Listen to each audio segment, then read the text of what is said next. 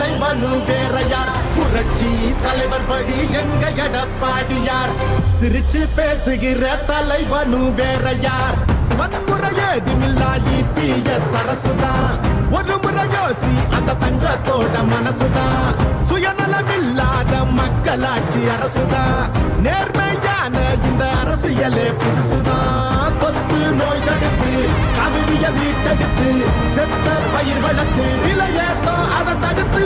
அம்மாவை போல வந்து அரவணைச்சார் வரவாடி நல்லாட்சி வேணும்னா வரணும் எங்க எடப்பாடி ஏழைகள் சிரிக்கணும்னா ரெட்டையல ஆடணும் தமிழ்நாடு ஜெயிக்கணும்னா எடப்பாடியார் ஆடணும் எம்ஜிஆருக்கு அப்புறம் அம்மாவுக்கு அப்புறம் எடப்பாடியார் தான் தமிழ்நாடு ஜெயிக்கணும்னா எடப்பாடியார் ஆடணும் விவசாயி வாழ அந்த குடிமராமத்து எங்க எடப்பாடி போல இங்க கிடைக்குமா சொத்து பொதுவா